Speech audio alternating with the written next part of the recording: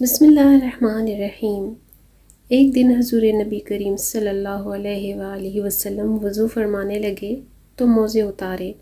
وضو فرمانے کے بعد آپ نے ایک موزہ پہنا، دوسرا پہننے کے لیے جیسے ہی دست مبارک بڑھایا ہی تھا کہ فضا سے ایک پرندہ اڑتا ہوا آیا اور موزہ چھین کر لے اڑا۔ اس موزے سے ایک سانپ گرا، پرندہ موزے کو بھی گرا کر ہوا میں اڑ گیا۔ حضور صلی اللہ علیہ وآلہ وسلم نے پرندے کو حکم دیا کہ وہ میرے سامنے ہو کر اس حرکت کی وجہ بیان کرے کہ اس نے بغیر میری اجازت کے کیوں میرے موزے کو اٹھایا۔ وہ پرندہ حاضر خدمت ہوا اور عرض کرنے لگا، یا رسول اللہ، مجھے موزے کے اندر صاف نظر آ گیا تھا کہ ایک سانپ موزے میں داخل ہوا ہے۔ میرے دل میں یہ خیال آیا کہ کہیں ایسا نہ ہو کہ آپ اس طرف متوجہ نہ ہوں اور موزہ مبارک پہن لیں اور سانپ آپ کو ایذا پہنچا دے۔ اس کے پیش نظر موزہ اٹھا کر فضا میں چلا گیا۔ حضور اکرم صلی اللہ علیہ وآلہ وسلم نے فرمایا، سانپ کس طرح نظر آ گیا؟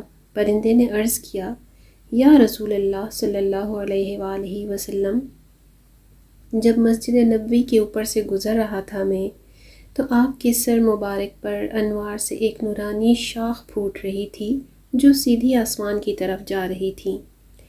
اس نورانی شاخ کی روشنی میں مجھے موزے کے اندر دکھائی دے گیا۔ اس دن سے حضور اکرم صلی اللہ علیہ وآلہ وسلم نے فرمایا کہ موزے پہننے سے پہلے جھاڑ لیا کرو۔ اس واقعے سے یہ بات بھی ثابت ہوتی ہے کہ پرندے بھی حضور صلی اللہ علیہ وسلم کے تابع فرمان تھے۔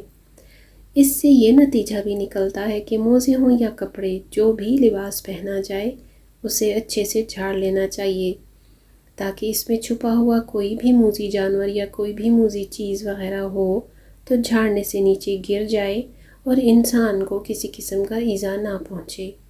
ویڈیو اگر اچھی لگے تو لائک اور شیئر ضرور کیجیے گا۔ اگلی ویڈیو تک اللہ حافظ۔